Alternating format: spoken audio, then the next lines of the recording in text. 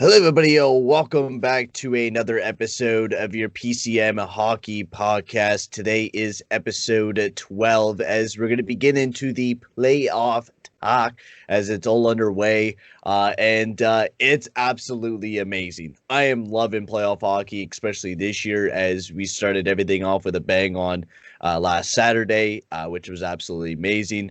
But we'll get into the guests of the show today as we're only having one. Sadly, Mark was not able to join us today. He was off busy working. But I do have my buddy Kelvin Hector along with me today. How's it going, buddy?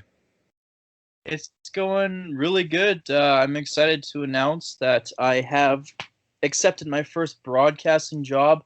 I'll be working up in northern Alberta in an area called Peace River. They have a couple stations there. They have Kicks FM and River Country, and I'll be helping out with their news program there.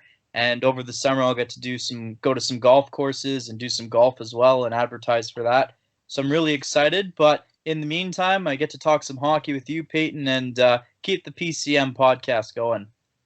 Yeah, that's awesome. Congrats on getting a job up there. That's a great opportunity to start your career. And I'm very excited to announce that I got in with Steel Flyers as well. If you go check out my channel at Payton on the radio, I announced that I was working with Steel Flyers. I'm going to have like a little news show coming up, which is going to be really exciting and just so much more that I've been doing there with editing and just doing some great background stuff there. So exciting new stuff, but let's get into the little bit of the hockey talk as I think we'll jump right into the playoffs because we got some great playoff action. And even today, which of the day of recording this was Friday, and the Montreal Canadiens upsetted the Toronto Maple Leafs in game one, and also a very sad scene, a very like I don't even know what to say about it. It was a horrible thing that happened. Tavares was stretchered off the ice after getting kneed in the head by Corey Perry. Now, I know you're probably initially thinking that Corey Perry meant it, but no.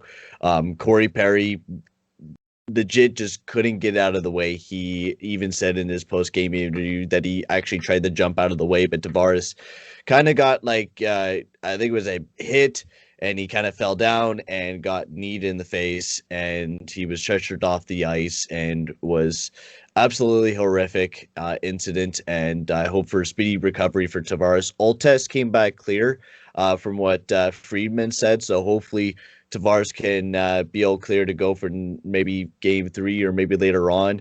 But we'll see what he'll be like tomorrow. But Kelvin, did you watch a little bit of that Montreal Toronto game? Well, I would have if I had no plans, but I was actually out golfing. That's just a subtle brag, but I mean, the weather was nice. I wanted to get outside, and of course, I'm on the West Coast, so Eastern game was a little early in the day while I was out golfing. But I was watching on my phone. I was scoreboard watching, and I did happen to see that clip of Tavares getting injured, and it Mm-hmm. just was an ugly scene. And those sort of things are just bound to happen with the speed that today's game is played at. You're going to have those ugly incidents every now and again, and it's just very unfortunate what happened. And of course, with the speed they're playing at, a lot of the players didn't necessarily think it was clean, or sorry, they thought it was dirty right off the bat, because of course you see John Tavares down on the ice. Like, what are you going to do? You're going to come to your teammates' rescue. So it just kind of made the game a little bit grittier when it didn't need to be. But just the Mm-hmm. way and speed everything's going, it's just really tough to judge in the moment what's actually going on. So I Yeah. mean, some people are asking for players' heads over it, like saying Foligno shouldn't have like jumped in after the fact and started going at Perry. But like at that speed, you don't know. You don't know it's incidental. It just looks like Perry need Tavares in the head. So yeah, it's a very unfortunate incident, and I'm glad Perry said and went out, made a statement saying he hopes Tavares has a speedy recovery, and he really didn't intend it at all. I know some players will do that to cover their tracks, but me not. I don't like Corey Perry because I'm a Flames fan, and he always seems to do everything against the Flames. But just it seemed genuine, so I don't have anything out against him, and I just do hope Tavares recovers quickly. And I mean, if Fried is saying that all the tests came back good, I think maybe Tavares gets sat out the next game, maybe two, Mm-hmm. depending on how the series goes. And I mean, if Montreal wins again, I think Tavares will be back for game 3 for sure. But Well, but that's if even what it's he, depending on what kind of injury he has. Like he got serious whiplash in that incident as well. So we'll have to see. I think there's going to be a bigger update tomorrow once we know more information about it. But who knows what the severity of the injury is? I think Freeman did say it was all clear, but we'll have to see. I mean, Tavares is a tough guy. I remember him in New York. He's always been a battler, and that's why he was the captain of the Toronto Maple Leafs. He's a great leader, and the Toronto Maple Leafs they in this game. I gotta say they should have won this game, but somehow Montreal won, except for the fact that Tavares left on a stretcher. The game that happened was it wasn't too bad. The Canadiens played a really solid defensive game, shutting down the Maple Leafs for most of the game. Matthews really didn't generate anything, and Carey Price was his same old Carey Price. It was actually dumbfounding how good Carey Price was throughout the night. Was making some really big saves against Matthews and Marner, Nylander, only letting in one goal in that game. And I give it to Carey Price. He had an amazing game. Otherwise, Vegas got a big win as well. Pittsburgh also extended the series 2-1, and Tampa Bay as well. Florida got a big win as well in overtime, and they pushed that series to 2-1 Tampa Bay. So tons of great hockey. And I'll send something to you, Kelvin. What was your favorite game so far out of this playoffs? And it's only been a couple of games and so many great games to select from. But what's your favorite one so far that you've watched? Well, I'm going to go back to the Bruins Capitals series. I mean, it's hard to pick a specific game because they've all been really good games between Washington and Boston. But I think game 2, as much as you like to hate on Brad Marchand, that was just such a nice overtime goal. And then the celly where he goes and skates over and jumps into Taylor Hall's arms on the bench, and the whole team's just celebrating right at the bench. I think that was awesome. And then tonight or last night, Boston was able to win again in double overtime. So that's is that all 3 games have gone to overtime, I believe. Yeah, all 3 of them have gone to overtime. The Washington Boston series have gone to overtime, and Boston gets the better of the Capitals again last night in Game 3. So the Bruins have a 2-1 series lead, and that's good for my playoff bracket because I had the Bruins winning in 6 games, I believe. Or no, it was 7 games. But still, regardless, I mean, Boston, you can't sleep on them, even though they're seated lower than the Capitals. And I just think the series is going to continue to be a really hard-fought, close series. Yeah, and actually, let's talk a little bit about our brackets because I guess we haven't gotten a chance to really talk about our brackets. And since we only just begun the North Division and everything like that, I guess we could throw out our predictions. And you went with Boston in that first round, over Washington. Yeah, so I took Boston in 7 over Washington to kick. Sorry, I'm having trouble. Apologies, my watch is going off on me. That happens every now and again. Apologies for that, but no worries. Yeah. In the East Division, I had Boston beating Washington in 7 games. I had a feeling it was going to be a close series, and it'll come down to the last game.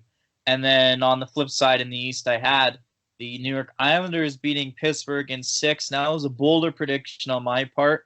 I didn't think Pittsburgh had what they needed to get deep in the playoffs, and I thought the Islanders generally show up in the playoffs. And so far, Pittsburgh has the 2-1 series lead, so it's not looking great in my favor. But I did pick it in 6, so all the Islanders need to do is win the next 3, and then they'll prove me right. Yeah, and shout out to Jeff Carter on Pittsburgh, man. He's been ripping it up for the Pittsburgh Penguins. Even tonight, he went out there and scored 2 goals. He has 3 goals in 3 games. He's been a lethal pickup for the Pittsburgh Penguins. And I had the Penguins in 6 just because the depth that they have, especially with Jeff Carter, been added to the team. And if he's going to be scoring like how he was when LA went to the Stanley Cup Finals, this Pittsburgh team could go pretty far. Then I chose Boston in 7. I just feel like Boston is a better team than Washington, especially with Taylor Hall in the lineup. This past series that we have seen, the past couple of games have been a lot of fun. They've been entertaining, very close. Like even Washington almost pulled away with the 2-1 series lead and could have been easily Washington. So I've been loving that series, and I'm gonna continue to enjoy it as there's another game happening. As this, I guess, once this uploads, you guys will be seeing that today. But Boston and Washington definitely is a must-watch game if you're a huge hockey fan, because the way that they play, especially the way Taylor Hall has been playing, he was buzzing in that last game for Boston. But we'll quickly head down to the Central Division, and I have Carolina in 4. I feel like Carolina is just such a dominant team, and especially the way that they've been playing in the past, 2 games against Nashville. I feel pretty confident with my pick. And then I picked Florida in 7. I'm hoping Florida could come back right now, but Tampa Bay's been playing a hella good game right now. They have a boot up on the Florida Panthers 2-1. They did come back. Ryan Lundberg, former Calgary Flames player, scored a huge goal for the Florida Panthers in overtime to give them a big win in that series. So hopefully the Florida Panthers will be able to kind of slowly creep back in that series. But Kelvin, what's your predictions in the Central? Well, before I say my predictions, I want to add that it's kind Mhm. of painful to see how many former Flames are in the playoffs this year. I Like, know. oh, and then not only that, but they're making an impact. So, as you said, Ryan Lomberg, but let's take a look at the Washington Capitals. They have Garnett Hathaway. And then if Yeah. you go over the Montreal Canadiens, they got Paul Byron, who scored the game winner shorthanded for Montreal today against the Leafs. Yeah. And then who else am I forgetting? Oh, wait, Sam Bennett, who just got traded in the trade deadline to the Florida Panthers. And, I mean, he did get suspended for game 2, but of course, back for game 3. And look what happened there. Florida able to pull it off 6-5 in overtime. Now getting to the bracket. Speaking of Florida, I have them losing to Tampa in 5 games. So far it's working in my favor as long as Tampa Bay can just basically put the gas pedal to the floor for the next couple games and end the series early. And then I think it was bold of you to think Carolina can pull off a 4-0 series win. Hmm. Just and this is just based on I do have Carolina winning the series, of course, but I picked them to win in 6.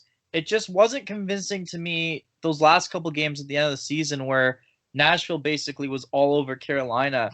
It just led me to believe that there's a chance that Nashville could make it a little more difficult for Carolina to move on to the second round. Hmm. So just for that sole fact, I picked it in 6. I mean, I could have gone 5, but I was thinking Nashville. They're still a good team, so they could end up pulling out a couple wins, especially once they go play in Nashville for game 3 and 4. Yeah, we'll see how that ends up there. But Carolina's been pretty dominant. They had Nashville in the last game had 7 power plays and never scored on any of those power plays that they got. So, and they didn't actually score 1 goal during that game. So the Nashville Predators need to find that score and touch and be able to get past Nedeljkovic because he seems absolutely insane there in Carolina. We'll head over to the West Division, and I'll let you take it away for the West Division and give me your predictions. Well, this may not sound surprising, but if you didn't pick Colorado to at least go to the Stanley Cup Finals, I think you're a little crazy.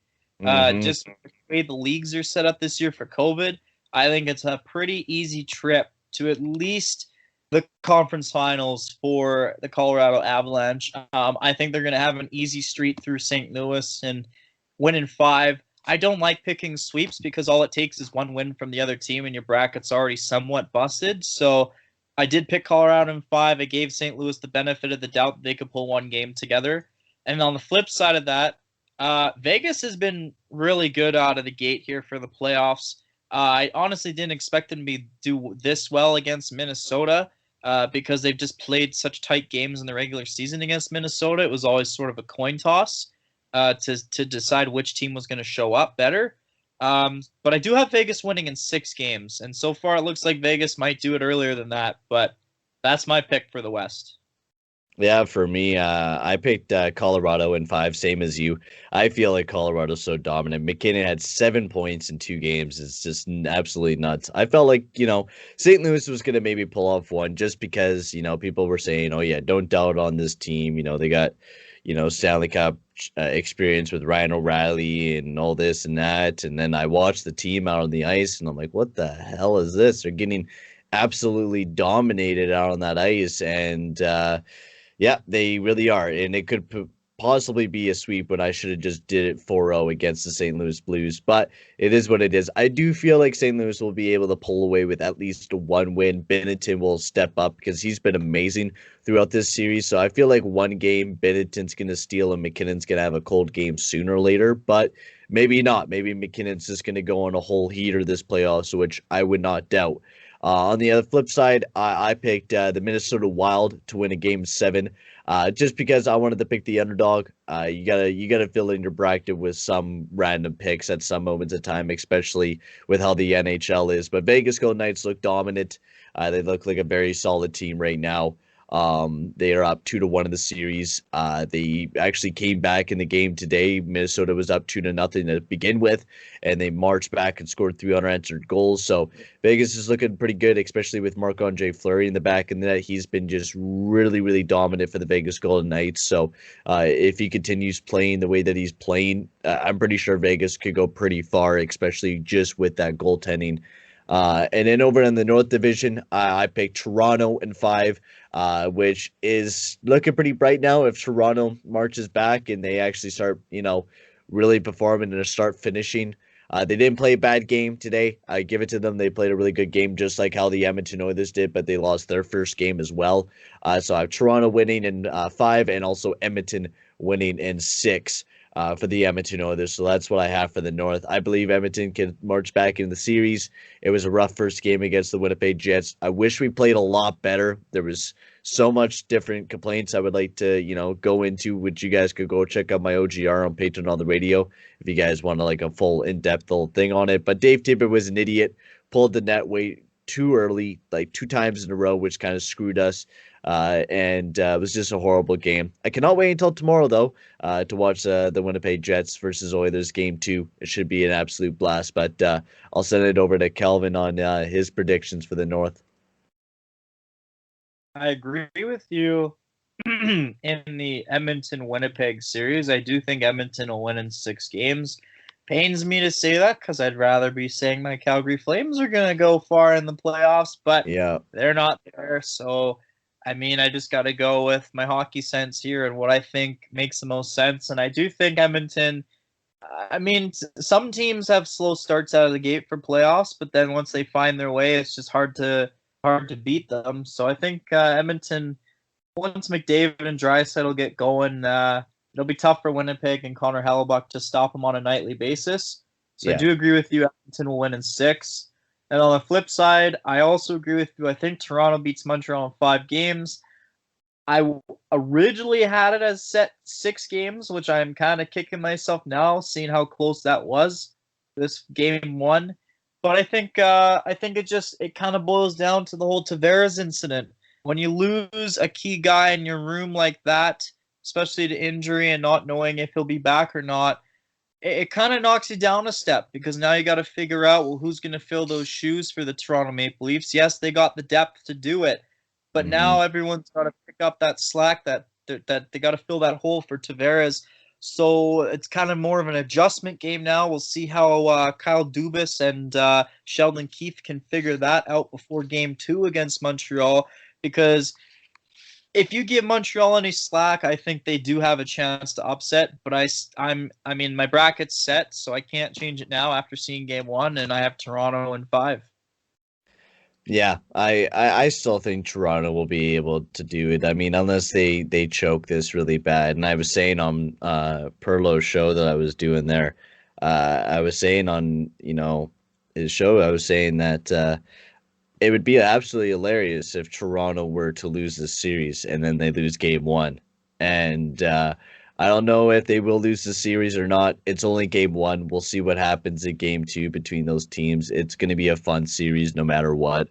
But Toronto has to come back in game two, and they got to outperform Montreal. The lines, I was roasting the Montreal Canadiens lines the way that they were made, but they worked. They got the W out of the Toronto Maple Leafs in game one, which was huge for the Montreal Canadiens. So we'll pivot towards some other stuff, and we're gonna let my buddy. Peyton, you know what shocks me is that the Canadians got this win without Caulfield in their lineup, without I know, Konkani. I know that's crazy. Like they're young stars that can really just skate and just shoot when they want to. Like if you've watched any game film of either of those two players, I mean, of course, you know what I'm trying to say. It's a tongue Yeah. twister last name, but he's obviously got more NHL experience, so that's why it was kind of shocking that he was sad as well. Of course, Caulfield only having a few games played for the Habs, made his debut against the Calgary Flames actually, and ended up with the OT winner. But it was shocking to hear they weren't in the lineup, and of course, and Montreal still managed to pull out a W. So just imagine if they get injected into the lineup, what kind of power they can throw at the Maple Leafs. Yeah, I know it's crazy. Like they didn't score too much, but the way that they played was just very defensive and very laid back, and it shut the Maple Leafs down. Their big scores there, they couldn't score anything, they couldn't do anything. So it was a great game there by the Toronto Maple or by the Montreal Canadiens, and they just need to continue playing games like that. So now we'll move the conversation towards a different ray, as we're going to go and talk about the Calgary Flames. Of course, they just finished up their regular season on Wednesday, I think, with a W. Right, you guys won your last game. As a matter of fact, we did. I believe they beat the Canucks 6-2, if I'm not mistaken. Yep. Could have been 7-2, but there was a goal that was called offside, so that got negated. But they did get it back later on, so the final score was 6-2 for the Flames. It's kind of a morale victory, I guess. It was literally the only thing going for that entire game was that it'll hold the record as the latest ever regular season game in NHL history. It beat out, I forget what the record previous was, but it was definitely in the early 90s, I believe, or some time like that. So really, besides that, the game was full of nothing. I think both teams injected a couple younger guys into their lineup, and it was basically a farewell for both teams. Neither of them qualified for the playoffs. I mean, it was a high-scoring game, so at least there was that going for it. But it didn't look very good for Braden Holt being net for the Canucks. I don't really know what they're going to be able to do with him. They still have another year left on his contract, so that's going to be a big question mark in the offseason is does Demko just for sure take number one going into next season? Or will Holt be able to show something, I guess, in training camp next year, or go get some more goalie skills over the summer and bring that back to the Canucks and have a bounce back season? But we'll have to wait and see. And then on the Flames side, of course, forget who it was, but one of their young guys got his first NHL goal. I believe it was Buddy Robinson, if I'm not mistaken, at his first career NHL goal. Let me double check that real quick. Was it? McKay? Connor McKay? Boy, the guy that's going to the World Hockey Championship? Sorry, yeah, Connor Mackey. That's my bad. Yeah. Connor Mackey got his first goal. Okay. Yes, so Connor Mackey got his first goal. The Flames actually had their exit interviews today, so there was a lot of media coverage for that. And of course, it's a somber affair because nobody wants to be throwing things in the garbage bags this early in the year. They wish they were in playoffs, and I just really feel bad for Milan Lucic. He played his heart out this year. He had a stellar season for the Flames. I don't think you could have expected any more from Lucic this year, not only on the ice, but off the ice. It just sounded like he was a really good guy for the locker room and just showed a lot of leadership this year and took a lot of the young guys under his wing. And and just showed that perseverance. No matter what, just pays off. And he had a decent season. He had over 10 goals, and he was always showing up for those third and fourth lines wherever he was injected in for each game. And I just feel bad for Lucic because I know he really itches for playoff hockey because it really fits his style of play. And for the rest of the team, there's just a lot of question marks. We'll have to wait and see what happens. Daryl Sutter had a comment a couple days ago saying players like Valimaki and Dubé, they need some growing up to do.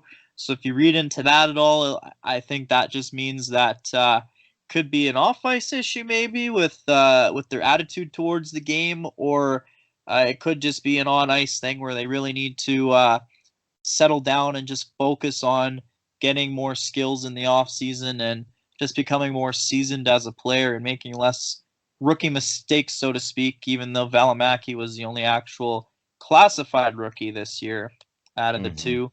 But speaking of Dylan Dubé, he did go down in that last game. He left early with an undisclosed upper body injury. I'm not 100% what the update is on that, but it looked like he did do some media availability. So I don't want to read into it. Maybe it was just a precaution that they took him out of the game so that he could stay healthy for his trip to, where is it? Latvia? It's Latvia this year. Right. So the trip to Latvia, as he was invited to play for Team Canada along with Andrew Mangiapane. But we'll just have to see what happens there. Hopefully Dubé is healthy because I would love to see him playing for Team Canada, and it'll be exciting, especially for any Flames Canucks fans, just because you might not necessarily want to watch certain playoff games, and at least you have some players in the World Hockey Championships, and that's something to look at and watch. Yeah, for the Calgary fans, you got McKay and the U.S. team there.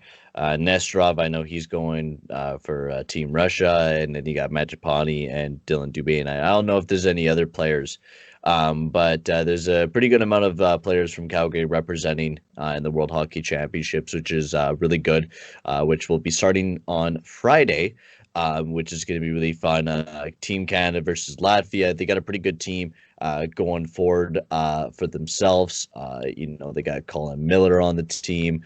They got a lot of young players like Brady Schneider, Liam Foudy, Gabriel Velarde, Adam Enrique, Owen Power, as well as playing on the team. The highly touted prospect in this upcoming draft. We also get Darcy Kemper, which will be an amazing goalie for the team as well. So really excited about that. But Calgary, it sucks that Calgary as well. Of course, they have to give themselves a win to give themselves higher or lower draft lottery odds, because they were near 5%, but now they are all the way down at 2.4, which is just absolutely hilarious for the Calgary Flames. But do you have any more last thoughts on the Calgary Flames or the World Hockey Championships? Well, I was just going to add saying players from the Flames that are going. So we already talked about Dylan Dubé, Andrew Mangiapane.